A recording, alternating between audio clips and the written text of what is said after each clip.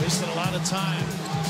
End up sending Williamson driving in on Taco. And it's going to make the fall as the basket goes. Team on your shoulder.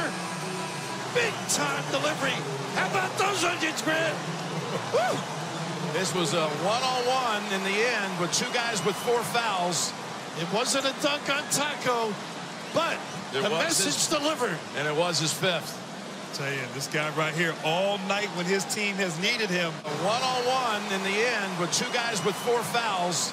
It wasn't a dunk on Taco. A free throw to tie it. 5 out of 6 at the line. Missed it. Comes up short, too. Barrett follows it up for the lead. And with 11 seconds. Jay Barrett, time and time again, stepping up big. You got to block out. And with no Taco on the floor, too, could influence those inside or outside positions, I should say. How about that? Talk about length coming in handy. Guys, let's set up now. As you see again, the putback off the missed free throw for the lead. Now you got one. Guys, let's set up now. As you see again, the putback off the missed free throw for the lead. Now we go. Inbound out to Taylor. Jones is on him. Taylor driving in, banks it up. No, put back, in and out. And Duke survives just barely.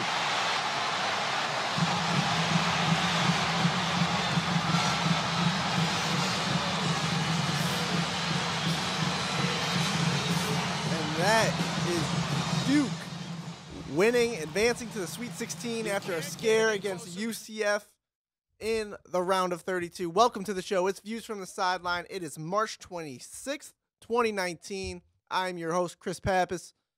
Alongside me, Joey Tysick and Malik Hill. What's going on, guys? This is where heartbreakers happen. It's that time of year. Some teams get to have magical runs. Some teams get their souls crushed. And yeah, UCF, that was a tough one. The 7'6" giant couldn't get them ahead. He got fouled. He did not foul Zion. Zion led with the just elbows. went hard to the basket. Zion led with the elbows. Whenever he goes up on somebody, he goes up like that. It's an offensive foul. I think the offensive foul. So every time he goes up in the air, unfortunately, it is. I think the offensive foul was on the spin on BJ Taylor. Well, that was an offensive foul as well. So if you're gonna call, I don't mind. I would rather a no call at the rim. Me too. But if you're gonna call anything, it's offensive. I think the BJ Taylor thing was a no call. Honestly. You think so? Yeah. You don't think he had position? I think he had position, but I don't think he got hit that hard to where he slid across the floor. I mean, Zion's a big boy. People perfect. Zion's he's a big enough boy to where flopping should get called a lot more frequently, but I guess the refs are smartening up. Yeah, I guess so. On today's show, we are going to talk about mostly what has happened in the NCAA tournament and what we think will happen later on this weekend and the weekend next. But at first, we're going to break down the East playoff race in the NBA because it's starting to heat up a little bit, right, Joe? Getting a little spooky. A little spooky. Out for our Detroit fans. You don't want them to make the playoffs, though.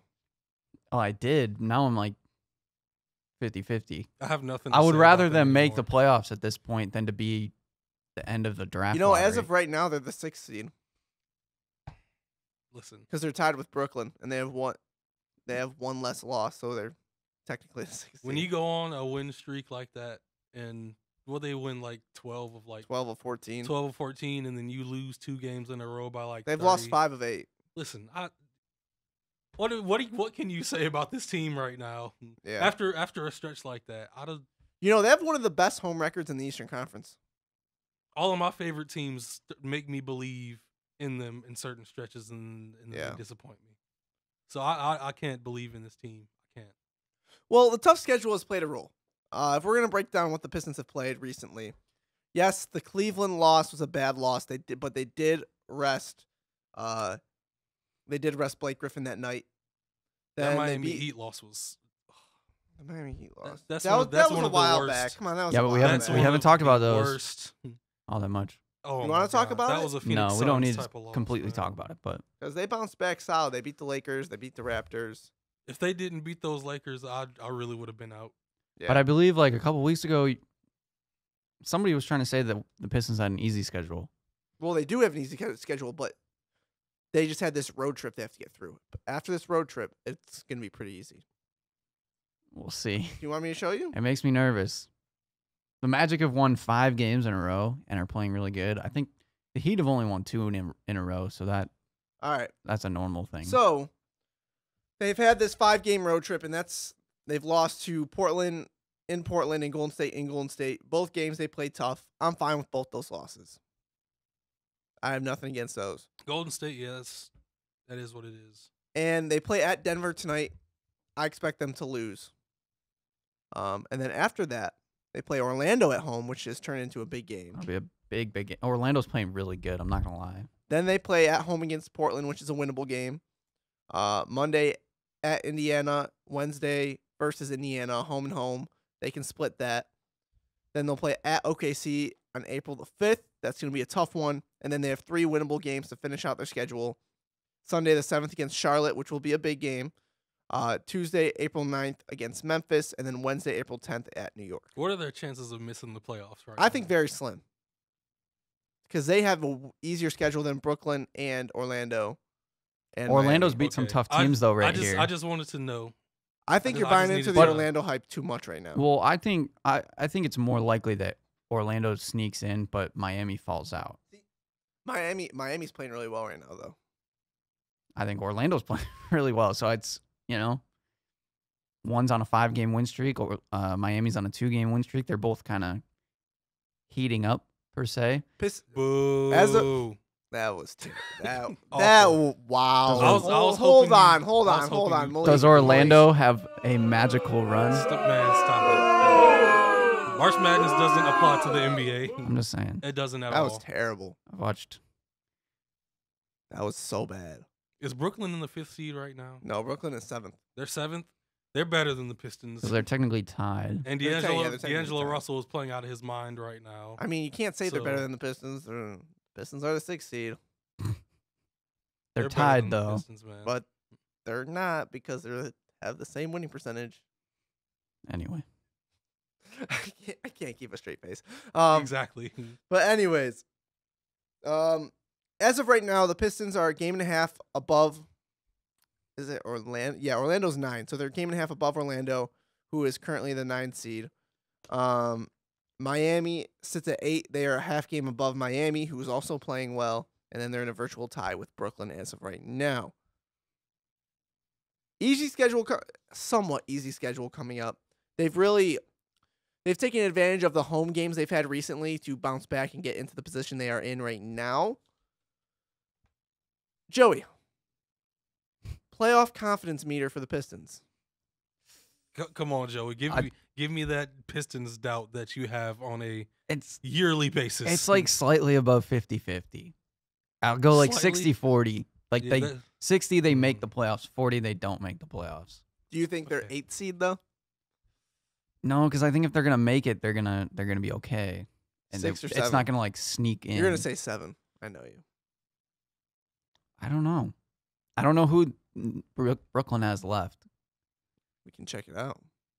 but I do agree with Malik where I feel like Brooklyn is just the better team at the moment. I mean, technically they're not. Anyway, I mean, as long as they're in the 8th seed, that's fine. Because at this point, they're not going to play the Pacers, right? No, there's no chance. They're gonna But you play don't the wanna- top But you don't team. want to play Milwaukee. Milwaukee will sweep them in 25-point blowouts. I don't know if I want Oh. any of those teams. Brooklyn has a really tough schedule. We might want to fall to 7 to play the Raptors. That's probably what That's you probably our second probably best what the option. Pistons want. So But listen to the schedule for Brooklyn. All right. I'm just going to list it off from it starts Thursday, March 28th, ends Wednesday, April 10th. At Philadelphia versus Boston versus Milwaukee versus Toronto, at Milwaukee, at Indiana versus Miami. will those teams be shutting it down? We just saw That's a good. we Milwaukee just saw might. Orlando just beat Philadelphia. Philly looked like they were kind of taking it easy a little bit. I don't think Philly will take it easy on this one. It's a primetime game, and they'll get a lot of flack if they sit their stars. For Boston, I don't think will because they're still going through some stuff. Milwaukee's possible. And I want to see if Toronto and Philly are close enough to each other where these games actually still matter. I think the Pistons make the playoffs basically on the fact that the East is such a question mark between the 6th seed and everybody else. Charlotte still has a chance to make the playoffs. I mean, So do they though? It is such. Do they though? They're like technically do. They're like a really slim. It is amount such of a time. They're toss-up. 2 games out. They're 2 games out. It is such a toss-up. It's Washington that's not been eliminated yet, but they're essentially 6 Charlotte games still out. has a chance. Orlando still has a chance. I'm just gonna go. I don't know. Like Joey 60-40. I want Orlando to make the playoffs. I want Orlando to get the 8th seed. I want Brooklyn 6, Pistons 7, Orlando 8. I mean, I'm always going to want the Pistons to be 6, but just because it's a higher seed. But I want to see Orlando make the playoffs. I want to see Brooklyn play. I like Brooklyn. As much as the Pistons are competing against them, I love seeing D'Angelo Russell on revenge tour, beating the Lakers to eliminate them from playoff contention.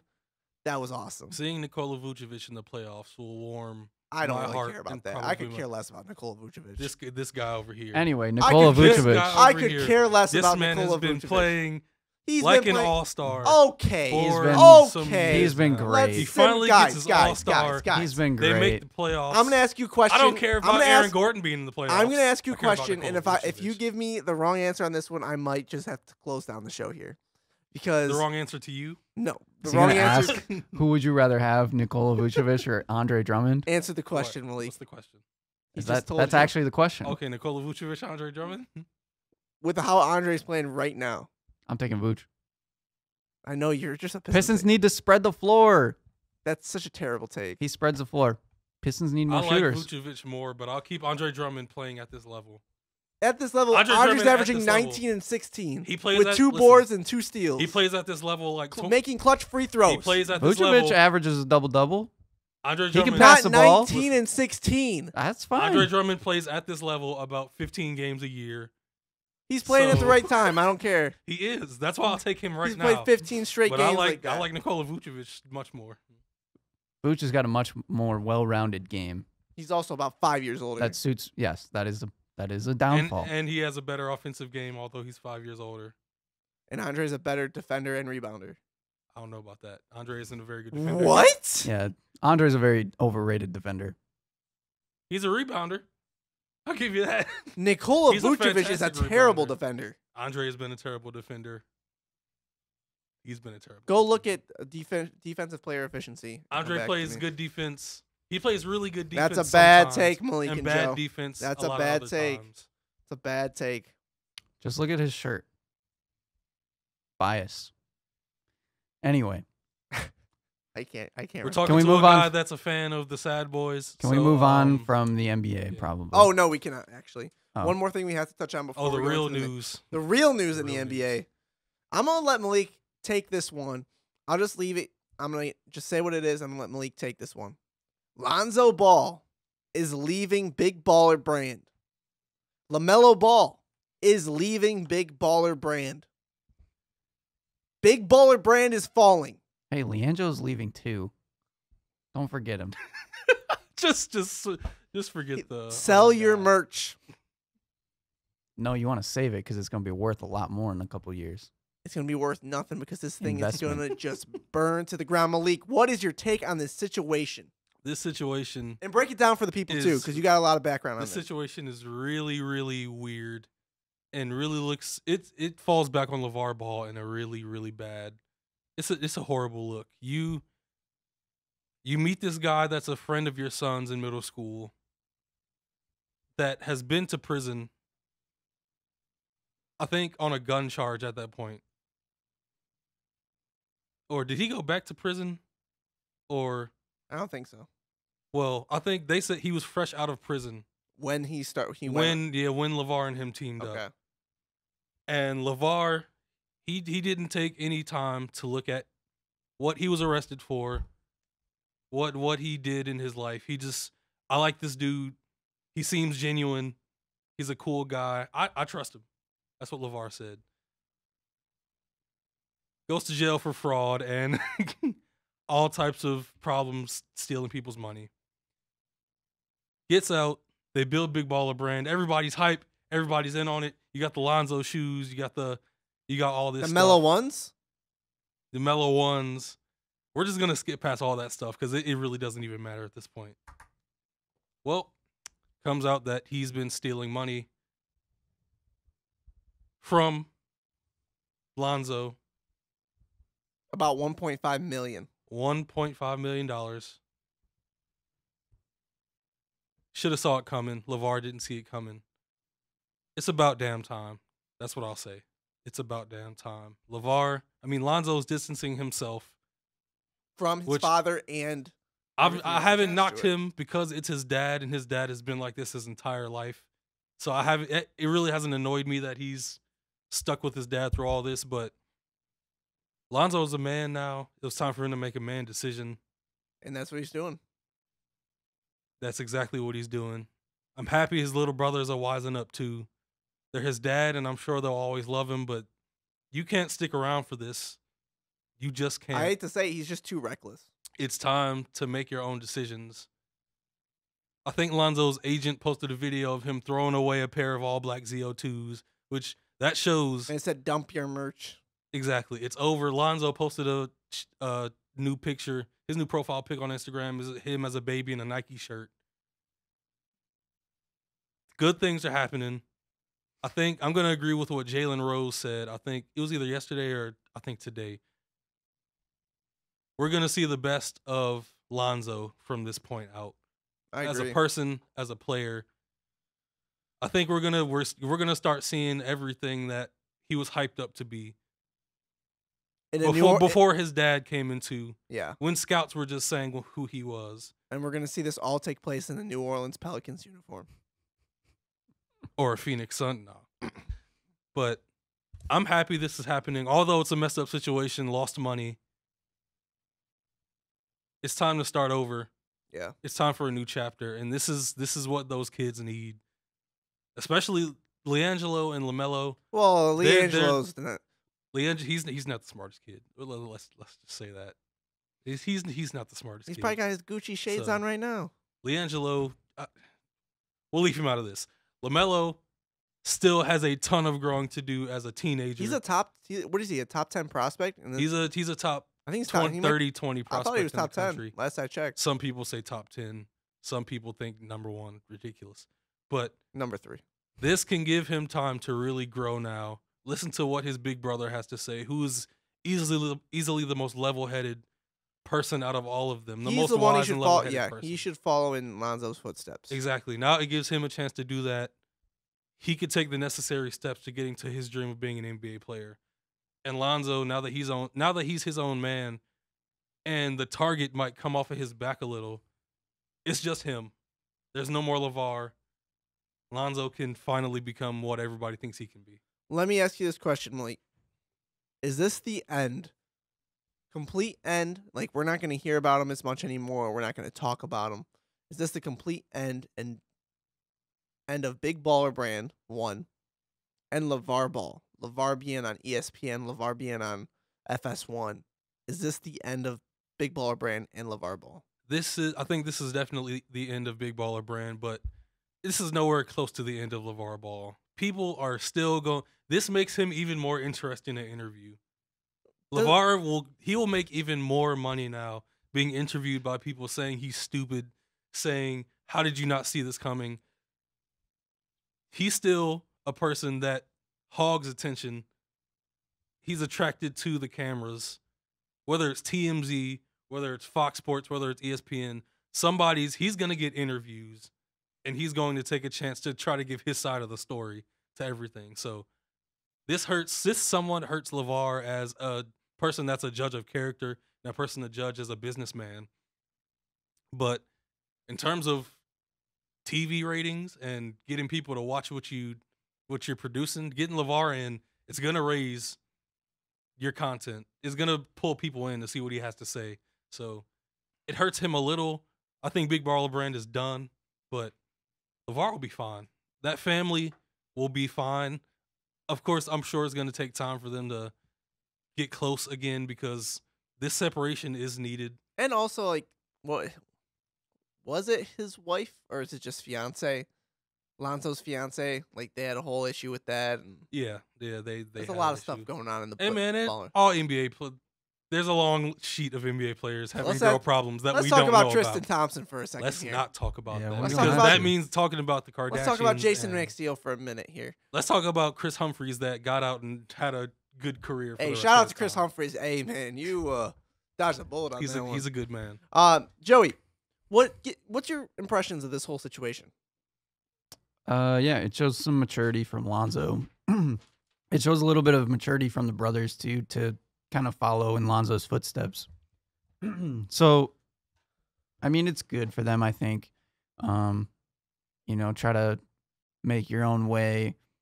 I don't discredit LeVar entirely because at the end of the day, he was trying to do what's best for his sons. So you do have to take that into account. Yes, he did make a big mistake, and I'm sure he'll own up to it in the end. But right now, I think this is what's best for those kids. But LeVar's story is not over yet because he's got to get Jello and LaMelo to the Lakers. That biopic is coming soon to Lifetime, probably. The Ball family movie produced by LeVar Ball. It's probably coming soon. Produced by LeBron. It might be by LeBron. And also, I think it's very interesting to see if Lonzo signs with Nike because he hasn't completely shown everything that people expected him to be so far. So do you just invest a whole bunch of money into this kid? Oh, Nike will just hoping because he just because he's a name. They'll get their money back on Lonzo just based off name recognition. Right? That's because it's a that's the business. biggest. Yeah, It's that's not the biggest Nike's pull-in trying. right now. Nike's not trying to win games. They don't care if he wins games or not. Although they put money into bankable on the field, on the court, and outside, they put money into bankable people, Yeah. which is why Zion is going to be the face of almost everything they do for the next few years. He's bankable on the court. To be and fair, off. Zion has not signed anywhere yet. It's all assumed that he's going to Nike. Under Armour's coming to steal it. Well, I They're think coming from the under. only slim chance is Adidas. What if I he mean, signs those with are Puma? Those are basically the two biggest shoe companies. So What if he signs with Puma? it makes sense.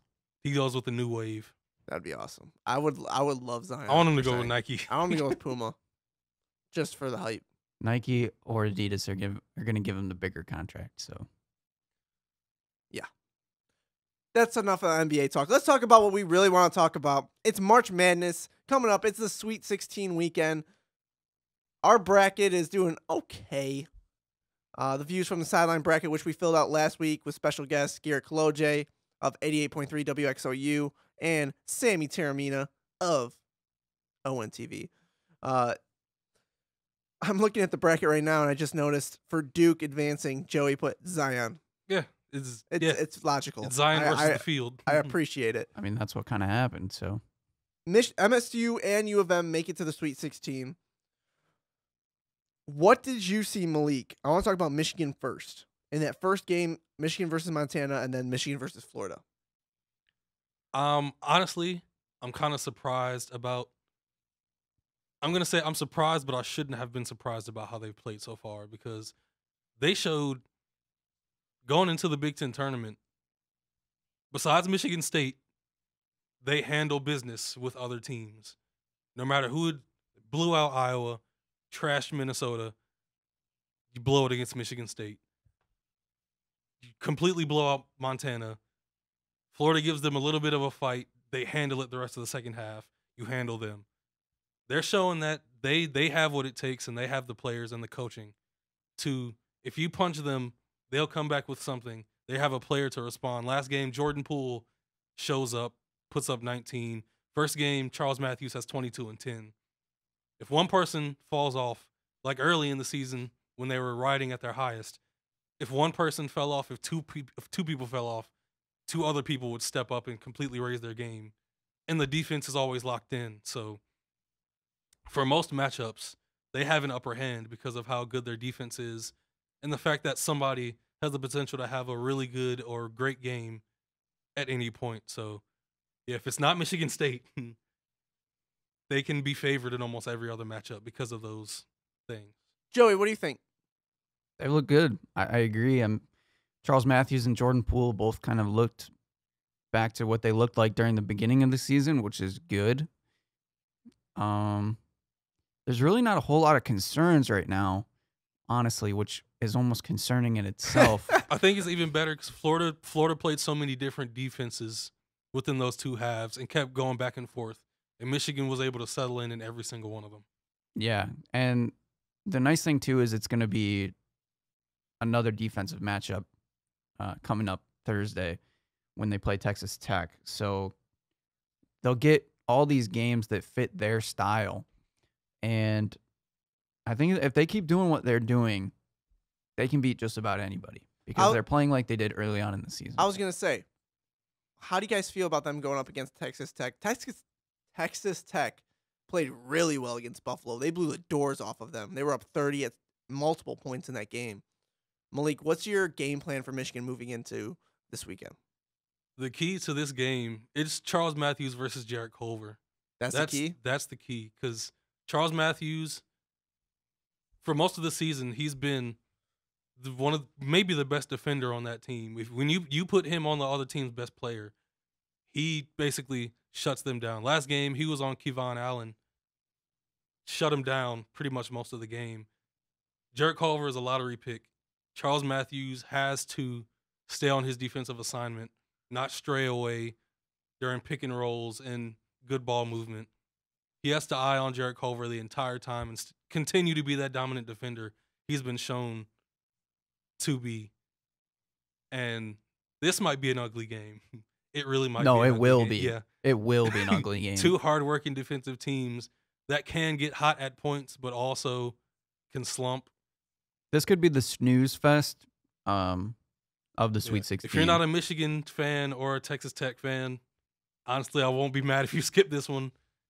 It's going to be a low-scoring, grind-it-out type of game. For basketball purists, this might be a really good game because it should be close the whole way and be a really hard-fought.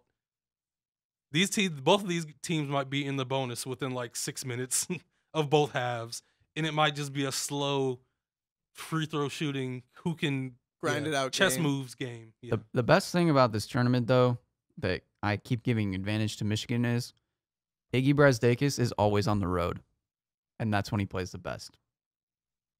He loves going to neutral courts where he can into enemy territory, where he can just toy with the fans, have fun while he's playing. He's an interesting guy. He is. I love to hate him, hate to love him kind of deal. But he's kind of what makes Michigan go.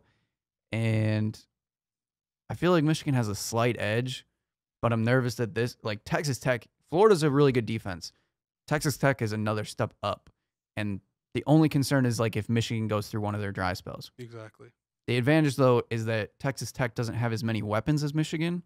So hopefully Michigan can kind of just shut them down more than they shut Michigan down. I think they have underrated weapons. I think that's the thing. They don't have the key, the Swaggy Pools, the Iggy Brad. They don't have the key names that you know. They have guys that can come off the bench and they have guys that can hit shots and get hot. But yeah, they're just guys that you might not know the name of. What about MSU? They had an interesting weekend. They had a little bit of a scare against number 15 Bradley. Well, if Bradley ended up winning that game, I was going to say that it's all Sammy's fault because we know who Bradley beat in their conference tournament, Loyola Chicago. Yeah.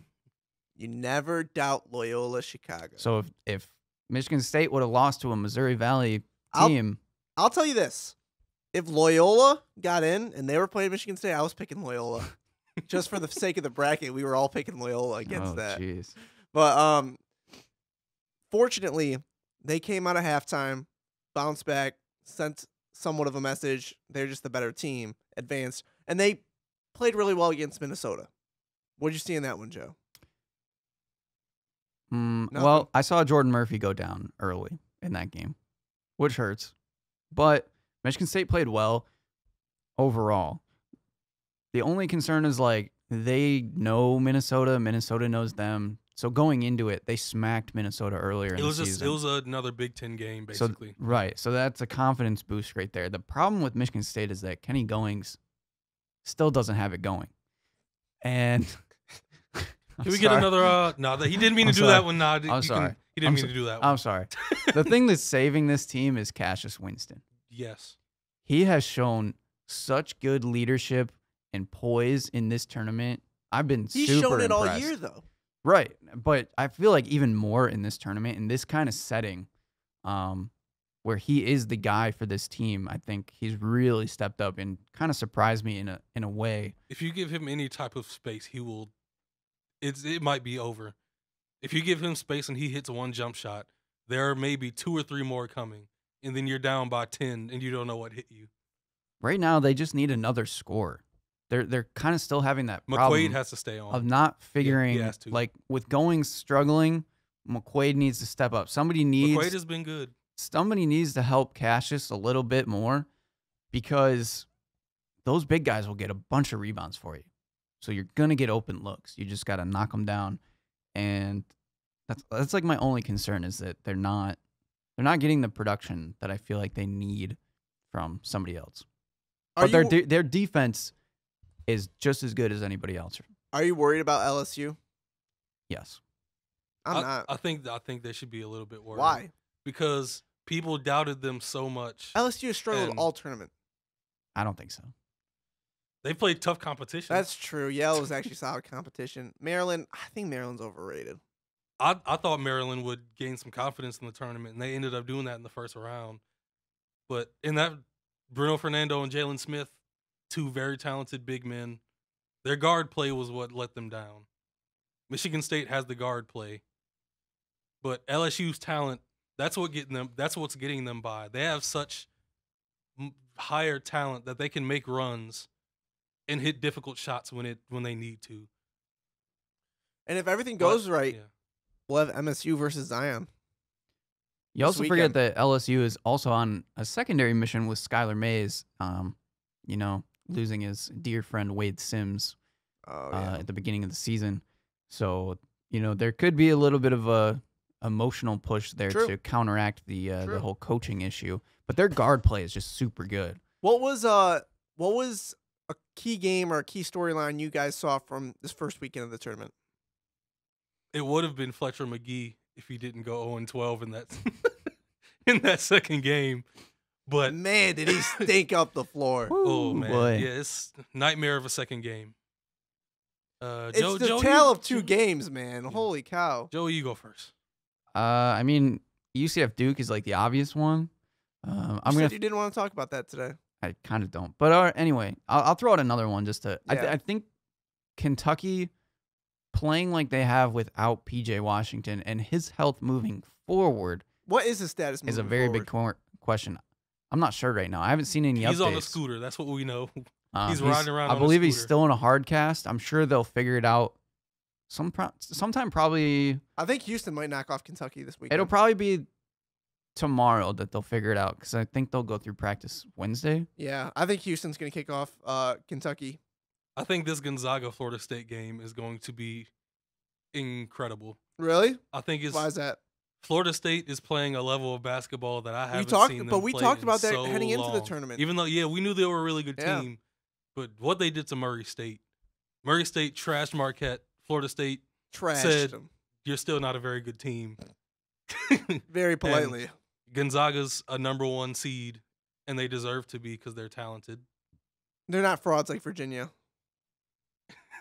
I'm still not going to call them frauds. I'm still not going to call Virginia frauds. I was just throwing shade at Joe.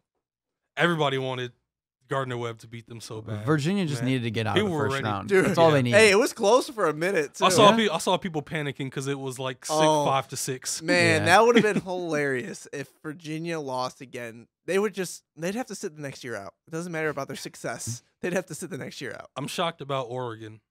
I'm not. I told you about even though they got UC Irvine in that second round, and that was a great game for them to Malik. raise their confidence. Coming out of the weakest power conference. It's all about confidence, baby. Confidence, baby. It's all about it. I didn't expect any of those players, even though they have a few talented players. They're this year's Cinderella. I can't say that. Why? Yet. Who They else won would it 2 be? games. They Who can't else be a would it be? Cinderella yet. Who else would it be? If they make the Elite Eight or Final Fours, I then they're said a so Cinderella. far, they're this year's Cinderella so far, and we don't have any other one. Because they are a Pac-12 team, I can't call them a Cinderella yet. Oh my god! Honestly, even though that was a weak conference this year, You just said it's the weakest conference in basketball. I said the weakest power conference in My bad, basketball. you're right. Yeah, Weakest power conference. but I'm still surprised. I didn't think Peyton Pritchard would play up to this level. I didn't think Lewis King, even though he was a 5-star recruit, I'm happy he's playing up to this level. All their other guys off the bench, the guys that people don't know the names of, everybody's Wooten. stepping up on that team. That's my favorite player, Wooten. Wooten, you mean? Yeah. Wooten. He's such a good defender. His And, blocks he's and dunks he's catching lobs on everybody. are insane. But let's talk about. We got to talk about it. The Zions versus UCF. Duke lucked out. Taco looked really good. He didn't get dunked on. He didn't get dunked on. To me, if I'm making an NBA comparison for Taco, he's Boban Marjanovic with a little bit more lateral quickness. Yeah. He needs to learn Boban's Touch. Free throw shooting. touch. Yeah, especially the touch. Grab it just with one hand and just shoot it with one Because hand. people were saying, "Oh, you can't judge him. He's got the hands are so big, he can't really do it." No, Boban's hands are way bigger than Taco's. Boban gets up and down the floor really well too. But once he gets really down the well. floor, he's a stick. Yeah, when he gets set in his stance. He's When done. he gets that ball, he has some moves. Yeah, no, I'm Yeah. not arguing. He's got good low post moves. Just defensively, he's just the biggest liability out there. Yeah, he's a And that says a lot when you're playing with Reggie he's Jackson. a scarecrow. Taco's got to work on his free throws, though, too. That's 36%. Yeah, it's bad. Mini Andre Drummond on that one. All right. You mean bigger Andre Drummond? Giant Andre True. Drummond? True. Did UCF choke that game or did Duke win it? UCF choked. 100%. I agree I don't with that think- completely. I don't think UCF choked. Why? They had multiple opportunities to win that To game. close that game out. Explain your stance, sir. I think it was just bad luck of the draw. Oh my honestly. god, that's They just- choked it away. They choked so hard. The layup and the Let's tip see. in both just rolled out. There was Aubrey opportunities Dawkins not catching before that that. lob was bad. Opportunities came before that. Zion missed the free throw. It bounces off and flies past their heads. No box out. They were boxing out. Exactly. They just didn't. They tried to box out. They just didn't box out well enough, and it flew past their heads and bounced straight to RJ. Well, RJ did push off. Give a nice two-hand shove. I gotta watch that again because all the conspiracy theories people were talking about, I didn't see any conspiracies while watching the game. It did kind of look like he pushed off, but I just felt like In Aubrey, that situation, they're not gonna Aubrey call it. wasn't looking to box out. That He was my wasn't. biggest problem Yeah. with it. But But- before that, Break it down, Joe. typically, if you were up 3 points and you guard the 3-point line, you don't allow them to shoot a 3, even though they're a bad shooting team. If Zion puts his head down and starts going to the basket, you don't worry about a contest because you know he's the biggest, strongest player in college basketball to be able to finish an and one. And I think because you're playing 3 top 5 players, I think that changes. Because no matter what you do, if you give them that basket, they have an even better chance They're- to win the game. At that point, they're down 1 with limited seconds left on the clock. You're going back down the other way to shoot free throws. You don't trust your players to make free throws? I feel like that's a bigger problem. It was also in the heat of the moment, and Taco, in his brain, the one thing he knows is to guard the paint. I do understand That's that. the one thing he knows. The other So, thing is even if they were yelling it to him, the arena was so loud, I'm sure he couldn't hear them. His only focus was, whoever comes to this rim, I'm putting my hands up so they can't I'm score. pretty sure they That's it. said Taco Fall is a very smart guy. Yeah. The other thing is if you're going to get anywhere near Zion, I know you're putting your hands straight up. Taco, a lot of the times when he would do that, would start to bat his arms down. And that's what he got called for fouls early on. That's why he had foul trouble. He's notorious for doing that. So if you're going to even contest Zion on that play, use the biggest, longest arms in college basketball to completely wrap him up. And if you can't do that, you give up the 2. Because at that point, you are up in the game, and they 2-pointer does not give Duke the win. An and one gives them an opportunity to tie the game and just make more opportunities for Duke to get that game-winning basket. I agree. Aubrey Dawkins was very close on that tip-in, but he also had to go. That would have pretty much ended the game for me. I think he had to go so far that I'm he used. thinking about the alley-oop, but yeah, the tip-in, first of all, the layup. Yeah, the alley-oop was weird. Just bounces out. The alley-oop was weird. I know, like I said before the podcast, the ball was pretty slippery.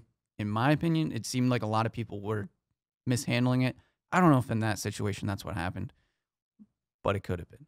I think that he should have tried to come down with it because I think he was ahead enough that he could have come down and then just put it off the glass soft to make sure you secure it. I don't know. Hindsight's 20/20, but I think UCF choked it overall. To me, that's not what choking looks like or feels like. It's not. Oh, you would know? You would know? To me, I told the both of you after that's the game. not on the level of Northern Iowa choke, but that's the all-time level of choke. That's a different Hall of Fame, that's a 10 Hall of out of Infamy 10. level of choke.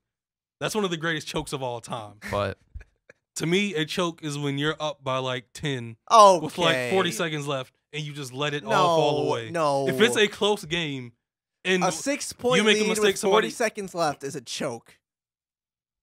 I don't think so. and then even more, especially with the players Duke has. how much time was left? They were going to make plays. How much time? 19 There was like seconds. 19 seconds when they were shooting free throw. Yeah, 17. That's a choke. If you're up by 6 with 40 seconds left against Duke, that Duke team, one of those three players is gonna make a play. It's Because then, if they get the 2, UCF's up by 1 with 15 seconds. They get an inbound, run maybe 2, 3 seconds, 5 seconds at the most. So they're now at 12, 13 seconds. They're shooting free throws. Duke's got to go all the way back down the floor, hit a 3, which they've struggled to do all night, just to tie the game. Just to tie the game. And then that still probably gives UCF the last shot. Louisville choked against Duke. So then you're going into overtime. Yeah. At the very worst. They are a bad three-point shooting But team. they choked. But they hit them when they need to. They choked. Either way, it was an exciting game, I guess. Biggest disappointment from this past weekend. I think it's hilarious that everybody thinks the biggest disappointment so far is Duke winning. Because I think the Duke hate is hilarious. But it's not I the think biggest it's disappointment. fantastic. I think for a lot of people that is right now. Really? Yeah. Well, what's your people biggest hate Duke disappointment? that much? Can you hand me the bracket? I want to look. Oh, yeah. Wait, you guys keep talking. Biggest disappointment, Malik. Biggest disappointment. What's something that didn't shake out the way you wanted it to? It's just driving you crazy and you need Who to did talk Minnesota about. play in that first round? Did you guys say was the biggest disappointment for you Yale not winning? Yeah. Who did Minnesota play in the first round? Louisville. They were pretty bad. Minnesota, out of nowhere, plays the best game of their season. They get 0 points from the bench, and all the starters just ball out. And then they come right back That down was the to, whole Big Ten. How did Ohio State win? What? Well, when Caleb Weston is on the floor, they're a much better team, although they're still just a average okay team. But that Minnesota game completely threw me off. And the next game, they went right back to being regular Minnesota, which pissed me off, honestly. I'd say the biggest disappointment is Kansas State just really not even. Oh, yeah. UC Irvine was the better team. That was bad. From the opening I don't know tip. what happened in that Kansas State game. March happened, I guess. March. Yeah. Nevada was pretty disappointing too. Yeah, Nevada might be the biggest disappointment actually. I mean, with the Twins. I thought this was. They were trending down. Happen. They were trending downward. But I think a still, lot of people did pick Florida, but at the with same how time, they were last year and they were expected to be as good, if not better, this year, this is a big disappointment. They were playing through 3 players. Doesn't matter. Yeah. When it comes to March, you can't, unless you're Duke and you have those 3 caliber of players, you can't play through 3 players. Well, what was your biggest disappointment, Malik? I think it might be Louisville in that first round. Okay. I expected so much more, and I didn't expect anything from Minnesota. So it was just so random. Yeah. Biggest surprise. UC Irvine, even though I picked them, but it was still a surprise. Not even Oregon? No. Oregon. I think Oregon might was be my biggest surprise. I think Oregon was a little bit underseeded, to be honest. Well, they weren't. Do not tell that to They were Malik. pretty average throughout the regular season. I know. I'm just saying, the run that they made towards the end. It was weird that Wisconsin was the only Big Ten team to struggle in the first round. I am both surprised and not surprised at the same time that Purdue blew out Villanova like that, and Carson Edwards went for 42. Yeah, that was. I was not. I mean, who was it? Was it Garrett last week talking about how Carson Edwards is the best player in the Big Ten? I've been waiting all season for him to explode like that since early in the season. He's just been having horrible shooting games. Yep. Now he shows up, which is the perfect time.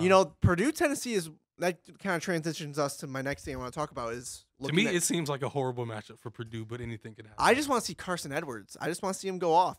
But let's break down a couple of these games this weekend. Zion versus Virginia Tech. That's going to be a cakewalk. I don't think so. You don't think so? I don't think it's going to be a cakewalk. I think Duke wins, though. I think Virginia Tech's going to be a little bit inspired seeing UCF take it to the end of the game with Duke and them knowing that they beat Duke earlier in the season. Granted, Duke didn't have Zion, but they didn't have their best player either. So. They're fully healthy right now. They're playing with confidence. And they shoot threes. So that's always a dangerous thing. I think Auburn could be the surprise for the rest of this tournament. We'll see. They are playing at a level that nobody expected. I mean, if they can get through UNC on Friday, then yes, I would say yes. But Charles we'll versus have to Kenny, wait. it'll be interesting to see. LSU versus MSU. That might be the best matchup. I disagree for with me. that. I think Florida State and Gonzaga, I think that's the best matchup. LSU, MSU is interesting. I think MSU is going to win by double digits. It's two completely different type of teams, and you have a point because Michigan State is so structured, and they play a certain way, and they play hard at all times. LSU plays hard too, but MSU plays a different type of hard. I think LSU is overachieving right now. They should have lost. Somewhat. They should have lost. Somewhat. Was it Yale? Yeah, they should have lost to Yale in round 1. I can't say they just should have lost to Yale. Why? That tends to happen though, where teams got to get their tournament legs under them. Oh my! And then they go from there. You know, make excuses for all these teams. Wins like that they just got against Maryland. A lot of these teams have had close games going on, and they keep making it through. The type of win they just got against Maryland with that last second shot to win. That was a tough one. Those are the type of shots that build serious momentum. Right now, they feel like they don't need Will Wade to keep winning because they're doing it, and they're figuring out ways as a team to keep it going. They trust each other. It's going to be interesting to see what happens. What about Gonzaga, Florida State? You were talking about this, Malik. What do you think? It's a matchup of two giants right now at this point. I think Gonzaga. Yeah, Christ Kamaji is 7'4". I think Gonzaga is more talented, but I think Florida State overall. Man, that's going to be a tough game. Brandon Clark just had himself a game. Brandon Clark. People all year that pay real attention to college basketball have been arguing that Brandon Clark is the best player on that team. And because Rui Hachimura is going to be a top 10 pick, people don't want to hear it. But if you don't pay attention to Brandon Clark, he does stuff like this. His stock is rising right now. He's only 6'7", but he has insane athleticism, block shots, plays great defense. And if you slouch off of him on offense, he can drop 30 on you. Florida State, Michigan. What do you guys expect? Give me a prediction. You mean Texas Tech? Michigan? Or I mean Texas Tech. Sorry. I honestly, I thought Buffalo was going to get there, and I thought Buffalo was a bad matchup for Michigan. I think Michigan wins this one. And how much? How much? 3. Okay. Actually, 2. 2 free throws. On a buzzer beater? No. Jeez. Shout out Sammy. 2 free throws, win it for them. Texas Tech misses a 3 at the buzzer to win it. Joey? My bracket at home has Texas Tech beating Michigan in this game. And you did say it's in like the 98th percentile? I would like to see Michigan win this game. I'm okay with my bracket being gone. If I can get Michigan and Michigan State into the Final Four, I'd be totally fine with that. I have Michigan and Michigan State losing in this round on my bracket at home. Why do you got to do that to us, Joe? It's all just so I can win my bracket. Because everybody in my pool has Michigan or Michigan State. Back to MSU, LSU. Tremont Waters versus Cassius Winston is going to be good. A crazy matchup. Mm-hmm. And Naz Reid versus Xavier Tillman is also going to be crazy. Mm-hmm. And then we got Kentucky versus Houston. I'm picking Houston in this one. This is where P.J. Washington might need to be healthy. Kentucky's played really good without him. But Houston's another degree of difficulty. The only thing that helps is that Houston, I think they're the smallest team coming into the tournament, one of the smallest. So I think at this point they have to be the smallest out of the Sweet 16. Kentucky doesn't have a lot of size, but they have a little bit. And I think that could help them. I think they have obviously some very good talent, but it's just dependent on how much they feel that they're missing PJ Washington. If they start to fall early in this game, maybe. If Houston comes out scoring right away, do they kind of go into a panic mode? It just slipped my mind. Who did Kentucky play that last game? Wofford. Oh, yeah, Well, Kentucky McGee played Wofford. They only won by 6. Without PJ Washington, Kentucky showed cracks. Houston honestly should have. They are the team that should have been getting the attention all season, like Nevada. Nevada got all the attention because they have the Martin twins, who were 5-star recruits and all that hype. Houston was undefeated until like 2 weeks before the regular season was over. They're a legit good team. They showed it against Ohio State. I'm taking Houston. They are a team that's similar to Wofford, so maybe Kentucky can kind of use that to figure things out. But don't expect Houston's best player to go 0 of 12 or whatever Exactly. like McGee did. Houston takes smarter shots. So Kentucky's going to have to bring their A game for sure. If PJ Washington's healthy, I think it might. Then I think It'd be more of a confidence boost, if anything. But then it's how healthy is he? Right, exactly. But I think just that, knowing that he's there, would give them a little bit of confidence to kind of push forward. But this could be a really good game to cap off the Sweet 16. North Carolina versus Auburn. North Carolina's my pick for the championship. I think, Joey, isn't that your pick as well? Not in our bracket, I have Virginia at my. Oh, I forgot you're my a real Virginia bracket. slappy. Just like, yeah. But Malik, you think Auburn can give a scare into UNC? I don't think North Carolina. They think they'll be ready, but I'm honestly not sure if they're ready. As for of right how now, fast are Auburn you picking plays. Auburn to win this game? I'm picking Auburn. Really?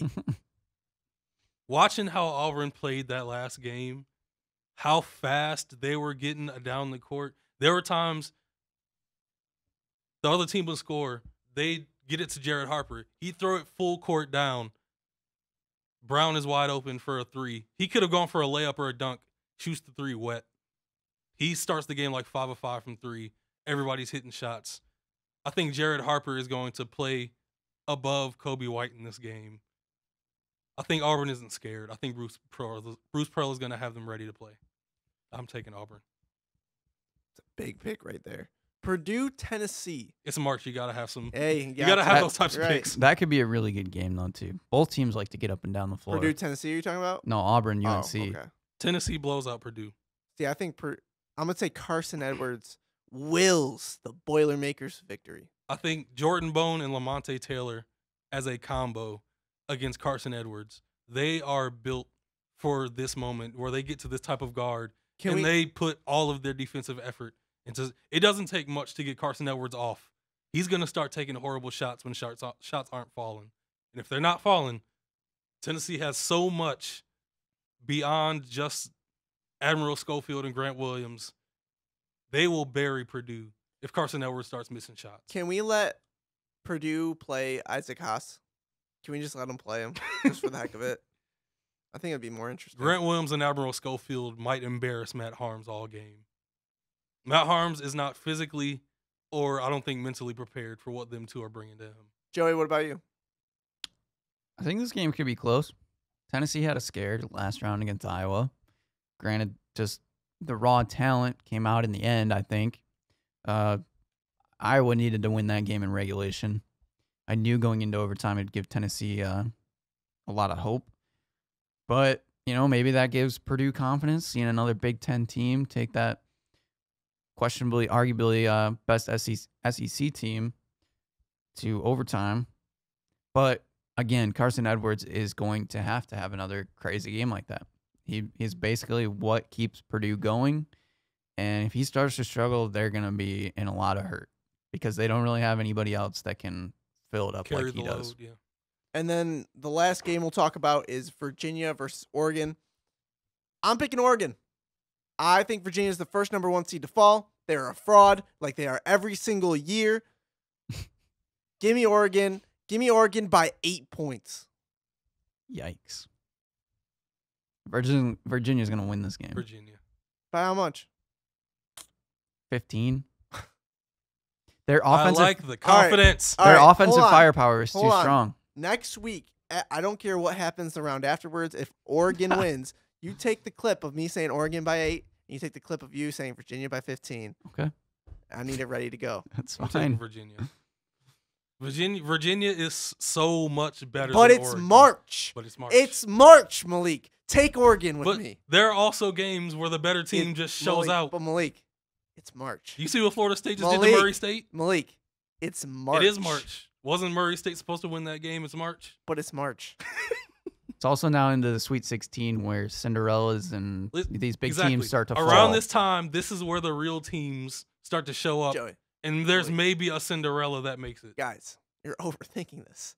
The answer is Listen, right there. do What if we Look come? at the calendar. It's March. Listen, What if we listen, come I back will- next weekend and Oregon lost by like 20, 25? You play Listen. exactly what I say. There is a reason why every year the Final Four is like 1 seed, 2 seed, 6 seed, 5 seed.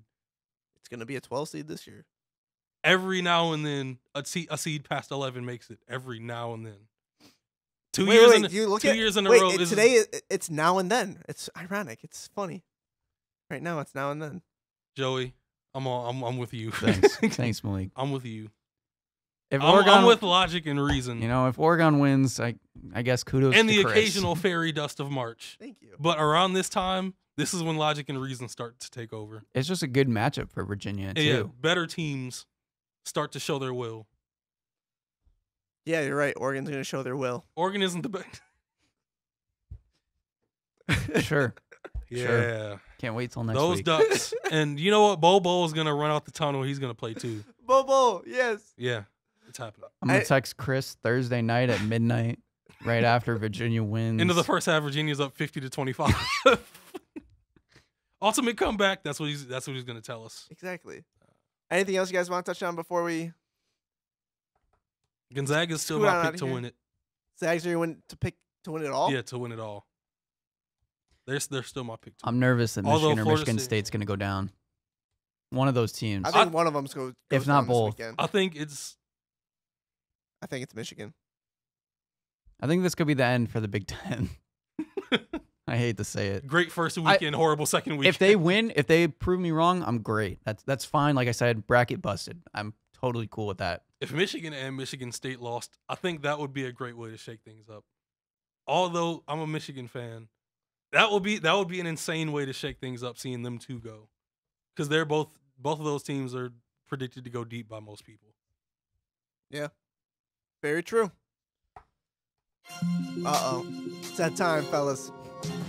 Time to go have some lunch. Let's go have some lunch. Now, we'll see you guys next week. We'll break down this coming weekend of March Madness. Break down more of the Pistons playoff race. Talk about all things basketball. We will see you guys next time. Virginia by 15. Peace. Everybody that has ZO2s, please keep wearing them in the gym. Big Set you baller apart. brand, baby.